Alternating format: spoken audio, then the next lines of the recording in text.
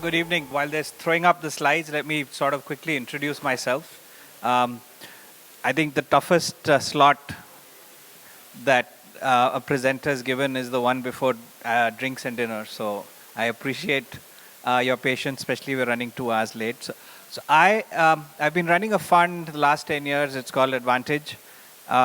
Just to give you a little bit of background, I basically grew up in India but spent about 12 years in the US. I was a consultant, two-time entrepreneur, private equity, and I moved back and started my third venture. It's a company called Carnation, which became India's largest independent auto solutions company, along with my father, who used to be the CEO and MD of Maruti. So we ran that business for about 7 years. We exited that business to Mahindra.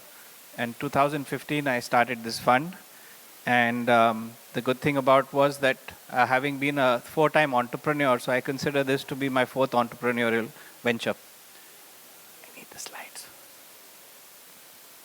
So I'm going to be talking a little bit about, I think earlier in the day, somebody spoke about the fact that there are multiple trillion-dollar opportunities out there. And to be honest with you, what we've realized is that the transition from ICE to EV, if you do a bottom-up calculation, we've realized it's going to be almost $1 trillion opportunity. So while they kick up that slides, I can sort of talk to you about that as well. So we're a sector-focused fund. The reason why we're sector-focused, and for Q&A, you can ask questions about funding as well as about the opportunity of the mobility area, which is what I'm going to be focused about or talking about. Why is this $1 trillion opportunity? Ultimately, when you think about, we're a sector-focused fund. Historically, when I was starting this fund 10 years ago, I asked myself the same 3 questions that I ask a founder. Number one is, where do I see strong founder market fit? What is my competitive moat? And how do I create something that I can sustain? So ultimately, amongst VCs, although we do collaborate, there is intense competition to get into the best deals possible. And the previous panel was explaining to you this concept of a power law. So we basically look at coming or investing into founders or opportunities where there is the highest probability of success and the biggest outcome itself. So given the fact that I had spent about 9 years in the automotive industry, and 2 of our anchor investors actually also come from that same domain, we decided to be sector focused. And there's empirical data to show that sector focused funds tend to outperform sector agnostic funds. So if we talk about mobility, we charted out and realized that mobility is sort of a continuum. So we call it the case, which means that first you have to have vehicles that are connected. Now that happened about 10 to 12 years ago. Connected vehicles can either happen through an aftermarket OBD device that connects the vehicle to the internet, or there's a dumb method, which is basically attaching a smartphone with the vehicle. So without connectivity, shared mobility would not have been possible. Today, we don't think twice to order a Rapido or an Uber. So basically, the second phase of mobility was when we had connected vehicles, we were able to deploy vehicles in a shared format that brings down the cost of operations because it becomes more capital efficient. The next phase in the continuum is electrification. Now this is where we are. Having achieved connectivity and shared, we are looking at this process of electric, and we think about 10 years from now is where the country will move more and more towards autonomous driving. So that is the way we think mobility will scale. And on the other hand, the reason we're excited about this is because of the kind of momentum and demand that mobility solutions look at. So 50% of Indians living in urban areas will be asking for fundamentally 3 things: affordable, scalable, and safe. And that's why we have been investing in companies like, we were the first fund to back Rapido. So I think you've heard of Rapido. So I'm on the board of Rapido, and today it's a $3 billion company. We entered at a 14 crore valuation. So we are almost 111x on Rapido, is the fund is at least. So that's been one of our most important and successful investments.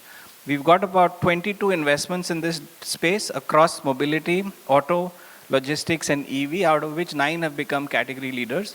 So we have a pretty good record of creating and building successful companies in that space. Why we think electrification is extremely important. Now, the winners for shared mobility is more or less done. You've got a Rapido, you've got Ola, Uber, you've got Zingbus, you've got Chalo, you had shuttle and stuff like that. The reason why we think that the next 5 years are going to be extremely critical is because of a couple of factors that have happened. One is lithium-ion prices. So, 15 years ago, the price of the battery was actually 3 times the size of the vehicle. Today, it's 40%. We've seen a 90 to 92% reduction in the cost of batteries. So much so that today, in a developed country like China, which is the world's largest EVs, actually the ex-showroom price of EVs is now cheaper than ICE. The most expensive is hybrid. So we are not bullish about hybrids at all. We think it's a band-aid solution, but very soon the price of hybrids will become high because ultimately you're paying for 2 powertrains. The other real value unlock has been the quality of the batteries, both in terms of power density that they can consume, which means with the same capacity you can go longer, but also the speed at which you can charge. And that's very, very critical because one of the biggest deterrents for people to buy an EV is because sometimes it just takes too long to charge. So now, on an average, we've come to a point that you can add 150 kilometer range in an EV, an electric vehicle, in under 8 minutes. Our expectations is that you're going to be able to charge an electric vehicle in under 7 to 8 minutes pretty soon. We have a portfolio company called Exponent that actually built world-class technology to charge a truck or a bus in under 15 minutes. So they're solving for all these things. They're making EVs cheaper, they're removing range anxiety, and they're making you charge your electric vehicle the same way that you would fill petrol and gas. So all of these are pointing to a faster and faster adoption of electric vehicles. So our estimate is that we're going to end up seeing almost 100 million EVs being sold in the next 10 years. Now, whether it's the pollution, I mean, I live in Delhi, you people are very fortunate. But 19 of the 20 most polluted cities in the world are in India. And vehicular pollution is about 28% is what causes of that pollution comes from vehicular pollution. So there is the macro issues with regards to pollution. There's significant investment that's coming. There's benefits. There's a PM e-drives. It's almost $1.5 billion of incentives, government. There's a PLI incentive. So all of those is quickly pointing towards rapid and fast adoption of electric vehicles. And that's the opportunity that we want to tap into. Why do we say it's $1 trillion opportunity? It's important to understand one thing. We've seen electrification happen in other countries, developed countries, especially say US and China. We've seen $1 trillion companies like Tesla and very valuable companies like BYD come out of China. Their electrification predominantly happened by electrifying four-wheeler personal mobility. And the reason for that was these markets, I mean, if you've visited or any of these countries, you look at a highway, you'll see that 96% of vehicles in Europe or US or China are pretty much four-wheelers. So that is why that form factor led the way in electrification. Now, personal mobility has very low operating leverage. And the reason for that is you typically, as a personal owner, all of us end up driving not more than 30, 40 kilometers a day. So there, because there was very low operating leverage or usage, governments had to incentivize or subsidize people to buy. In India, it's very different. In India, you'll be surprised that 10% of our car park is commercial vehicles, but those commercial vehicles consume 70% of our energy. So almost 150 billion, and we import pretty much 95% of our fuel. We just don't produce enough oil ourselves. So $150 billion of crude oil is imported every year, refined and sold to run just 10% of our vehicles. Now those 10% is everything from food delivery, quick commerce, ride hailing, public transportation, intercity logistics. So when you do the maths, you realize that if I need to clean my air or I need high level of operating leverage, a good return on investment, we should be prioritizing or electrifying in a totally different way to what has happened. Unfortunately, people don't really peel the onion and try to understand what the markets are. And we keep investing in companies like Ola Electric or Ather, and they're solving a problem, but you need hundreds of millions of dollars there because, again, they're catering to a large market, but with very low operating leverage. The reason why we think commercial fleets require electrification is a couple of them. And let's understand that. India probably has the highest level of tax on fuel. It's approximately 110%. So actually without tax, the price of a liter of petrol or diesel on our pump should be about 50, 55 rupees, but we're paying anywhere from 100, 110 rupees. Because of that high rate of tax, government doesn't actually include petroleum under GST because you have a cap. taxing fuel actually generates almost 18% of the government's income. So here you have fuel which is so expensive that if you're running a commercial business using vehicle, 70% of your OPEX, up to 70% of your OPEX is actually fuel cost. And on the other hand, electricity in our country is subsidized. So you've got fuel which is 110 rupees and electricity that can be as low as 7 to 8 rupees. So if you talk to anybody in the logistics business or so I work very closely with Zomato and Swiggy. So Harsha, the founder of Swiggy, was on the board of Rapido with me. He used to say the reason why they are not profitable is in India we have a very high cost of logistics because of fuel cost and very low average order value. It's in fact 1/5 to 1/8 of that of the US. So low AOV means low margins, but delivery cost is very high, which is why food delivery is not profitable. Quick commerce is not profitable. So if you talk to them, all of them say we would like to electrify as soon as possible because that will bring down my cost per kilometer by 20 to 25%. But when we ask them, why aren't you doing that? They come and say, we don't have the right form factor.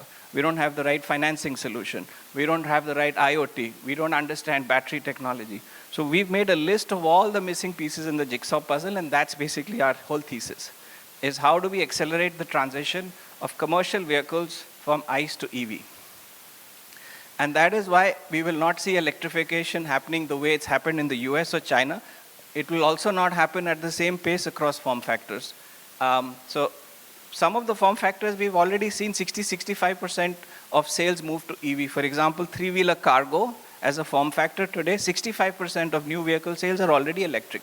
5 years ago, it was 0. That's the rate at which we've seen adoption. That gives us confidence that we're going to see, if you have the right product and the right financing and the right infrastructure, there's no reason why anybody would buy an ICE vehicle again. We did it for three-wheeler cargo. We are seeing adoption happening in three-wheeler passengers. We are seeing micro scooters for food delivery, quick commerce. We've now funded a company that's built a bike specially for ride hailing. And now we're going form factor by form factor. We've invested in a company that's building electric tractors. Then it's going to build electric JCBs, et cetera, et cetera. So every form factor, we see what the use case is. We build our thesis, we make an investment. So electrification is going to happen. Like I said, not the same. It's going to be different form factors. And each of them will require upstream and downstream support for the adoption to happen really fast. And that's why we are able to sit and analyze and see what is it that needs to happen from an infrastructure, charging, financing, policy point of view that will create faster adoption of EVs. And that's basically what we do. So why do we say it's a $1 trillion opportunity? We refer to this as a Suzuki 2.0 movement. Having sort of lived in a household which is closely involved in how Maruti sort of became big, what I understood is fundamentally that, if you look at the auto industry prior to Suzuki and post, you realize how important Suzuki has been to create the entire ICE value chain. When they entered, they actually brought 21 joint ventures for all their component needs, whether it was the wiring harness, the fenders, the side view mirrors, etc. Today, those companies are worth about $150 billion. Maruti brought in good manufacturing practices. They set up and introduced the concept of a 3S dealerships. Today, there are 18,000 dealerships across. I think Popular Motors and all, Indus are two of the most profitable dealerships in Kerala. So then if I look at those dealerships today, also are worth over $250 billion. Then you look at the service industry, you look at the financing, auto finance, auto insurance, aftermarket service, and then the whole energy stack. Automobiles are consuming $170 billion of oil. Look at the market cap of Indian Oil, Bharat Petroleum, etc. That's another $250 billion. So if you do sum of parts, the entry of Suzuki created the value chain that allowed other OEMs to come. So today we have 36 just four-wheeler OEMs. Probably another 8 or 9 two-wheeler OEMs, and we have commercial vehicles. All of them itself are worth close to about $250 to $300 billion.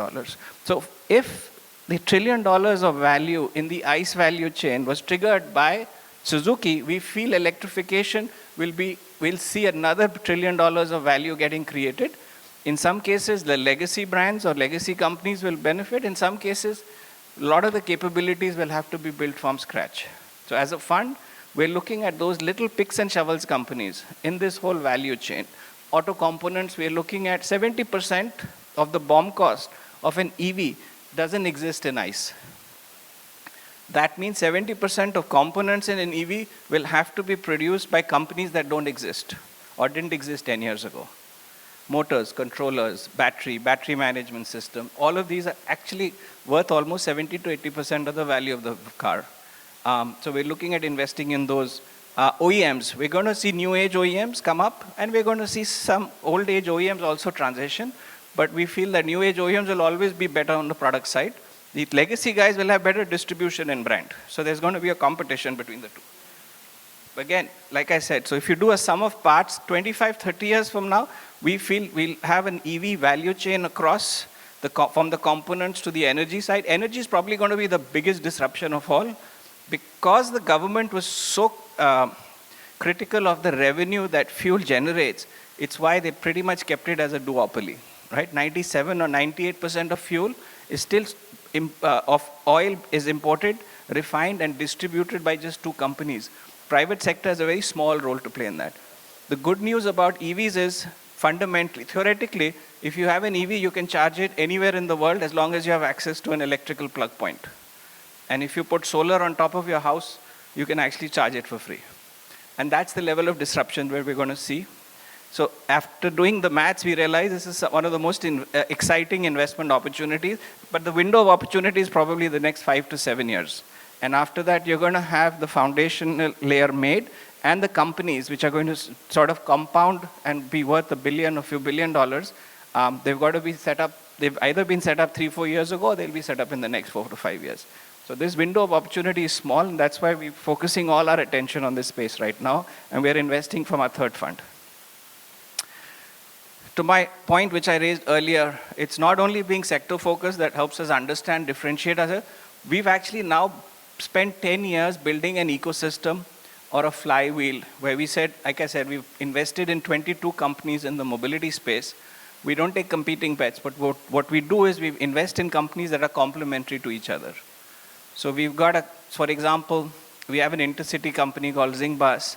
They required electric buses. So Zingbus went to Exponent, who's built technology to power buses that can be charged in 15 minutes, is now being used by Zingbus.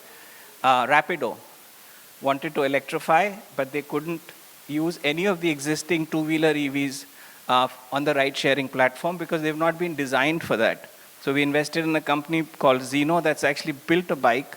It's actually a 3-seater bike, but has battery swapping, and hence takes 20 seconds to swap batteries and has unlimited range and is a high-powered bike.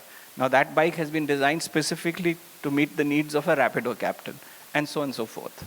So being sector focused allows us to identify gaps, make the investments, and then use the power of the ecosystem to help our portfolio companies get a customer, get the product out the door, align with suppliers, vending partners, sourcing, financing, distribution, and GTM, all within our portfolio companies. And that's the flywheel that we've created.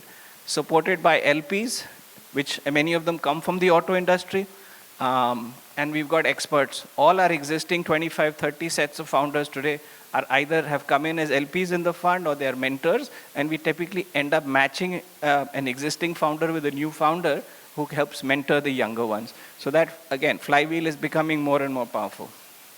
In the last 5 or 6 bets investments that we've made, we've actually co-invested with the likes of a Peak 15 or a Matrix or an Axel. These are deals that actually these larger funds are bringing to us and saying, look, we have the capital, you have the knowledge and understanding, let's collaborate on these investments.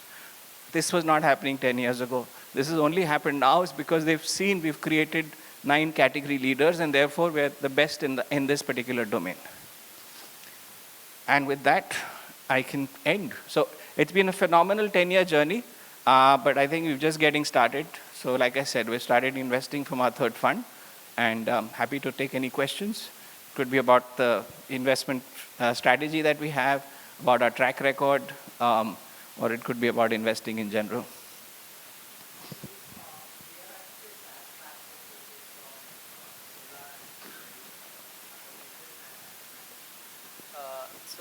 We are mostly in Australia, and we have a few clients in India as well. So how do you see software play a role here? Because we see a lot of issues in BESS, especially when it's distributed and it's residential. So we have a few customers who are trying vehicle to grid in Australia, but I don't know much about, to be frank, we have not really explored the EV ecosystem, but I presume since it's the same technology, we might soon have something like a resale market for EVs and some kind of validation software. So Resale market for EVs or energy? markets for energy, as well Yeah. as, how do you see something like a diagnostic tool? I'm just trying to see whether it's an adjacency which I can Sure. explore. No, absolutely. So I'm on a ministerial panel, and one of our portfolio companies, Pulse Energy, is actually one of the three that's helping build the UEI. It's called the Universal Energy Interface. Nandan Gilkane is a chairman, so I'm part of that panel. So we're actually creating that platform. So what UPI was for cash, allowing people to transact and move, funds seamlessly from one bank account to another. UI is building the platform that will allow you to transact and transfer energy amongst peers. So, and we think that energy transactions will become as seamless and as easy to buy and sell as cash. And it's basically being built on the same UPI rail. So you should definitely, if you want, I can put you in touch with Akhil from Pulse Energy and see if there's any collaboration. On the other hand, a friend of mine runs Solar Square, and he's one of the largest installers of solar projects, home project. Happy to connect you there as well.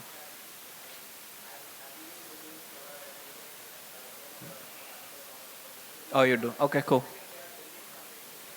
Okay, so then there might be a conflict, but why don't we meet after that? Sure, cool. Yeah, actually we are all very bullish about commercial EV, but Blue Smart was failed. What is the lesson we studied from the Blue Smart story?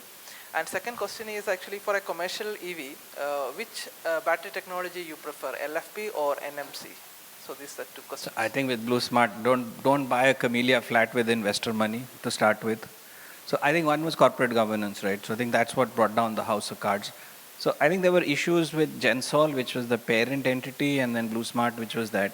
So set aside corporate governance and financial irregularities. The business model, and I told Anmol that, and I told Puneet when I used to. So they came to me in 2018 for this seed round, and I told them 2-3 things that they should do, and they didn't listen, but that's okay.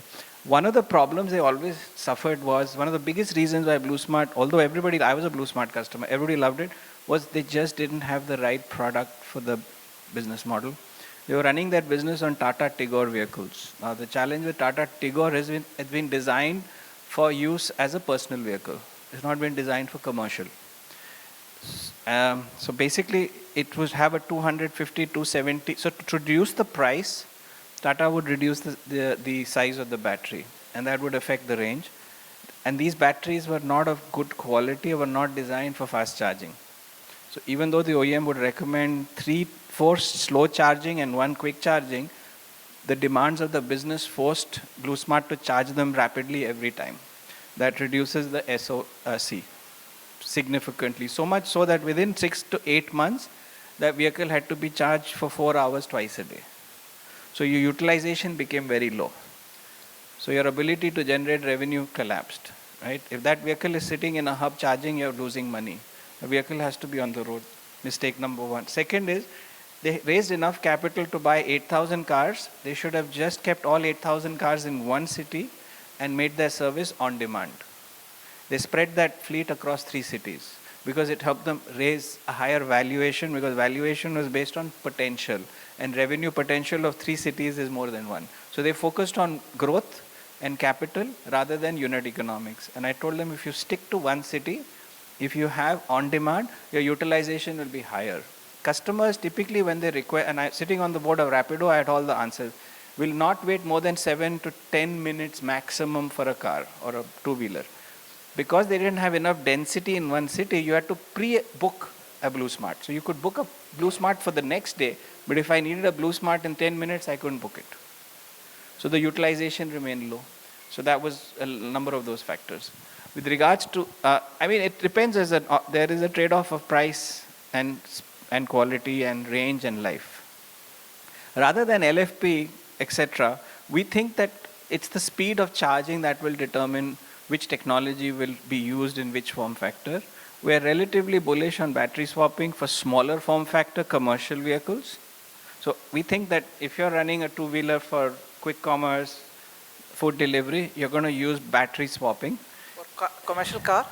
Commercial car will have to be rapid charging. Uh, Swapping batteries of that size, companies have tried it. Two reasons. One is it's a little cumbersome. The investment in the charging hub is very high. It's about $1 million per hub, and it's huge capex. So now you need 1.2 to 1.25 batteries for every car, because one is being used, one is being charged. So the ROI becomes very different. Now we have technology that can charge a vehicle in 10 to 15 minutes. So Exponent is actually working on a four-wheeler specifically for a commercial use case. It's actually the designs are still confidential. I was at the board meeting just yesterday, in fact, and we went and saw the mock-ups of that, but very soon we'll be making that announcement. So.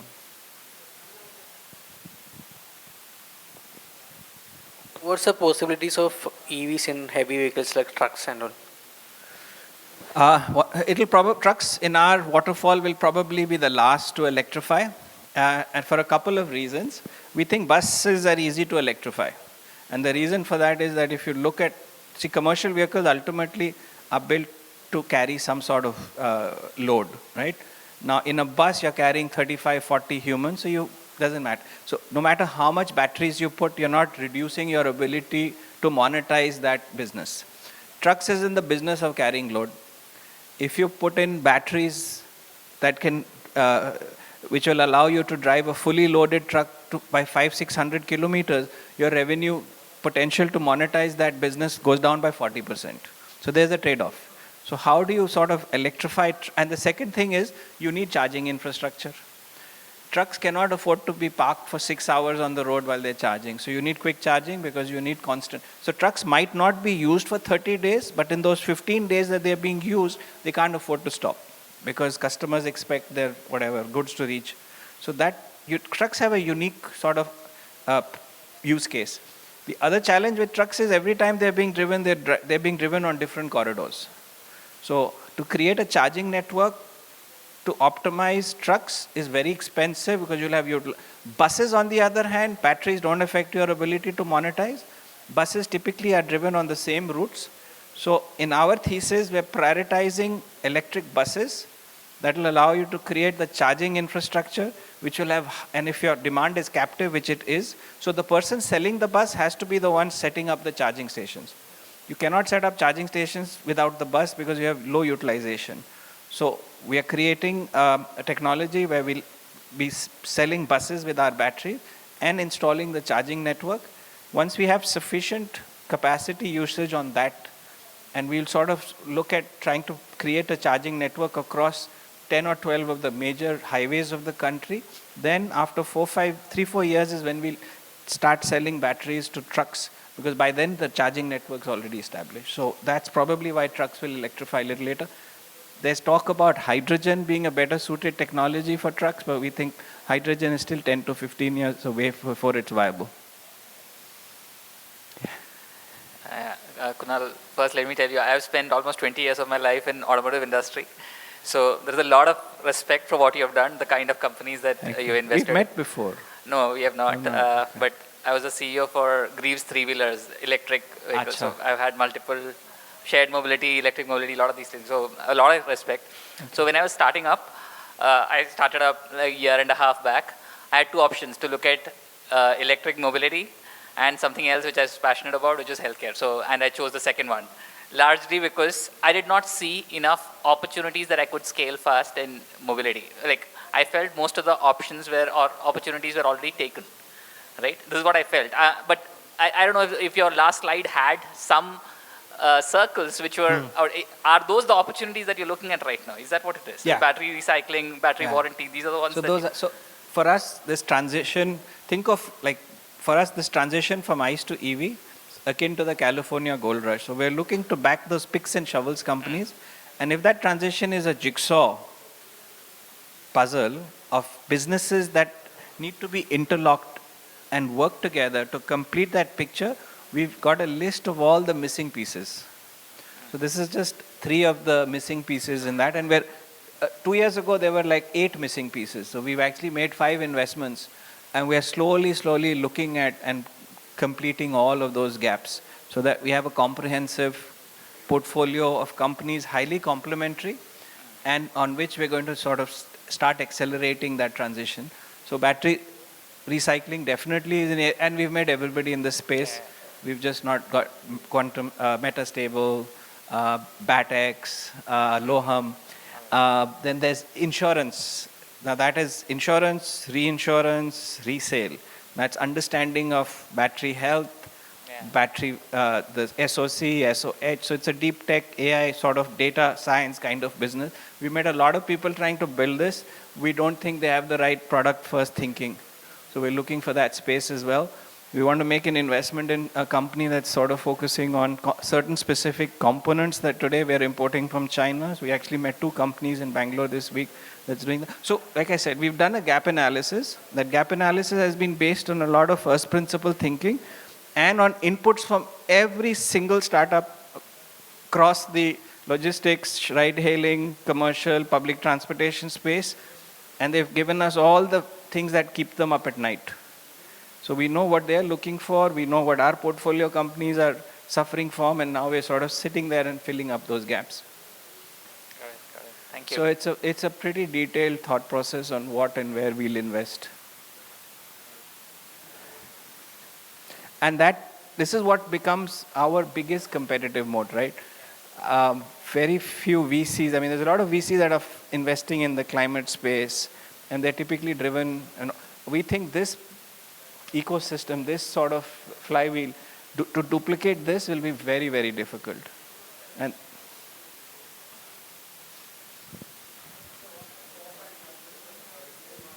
sorry?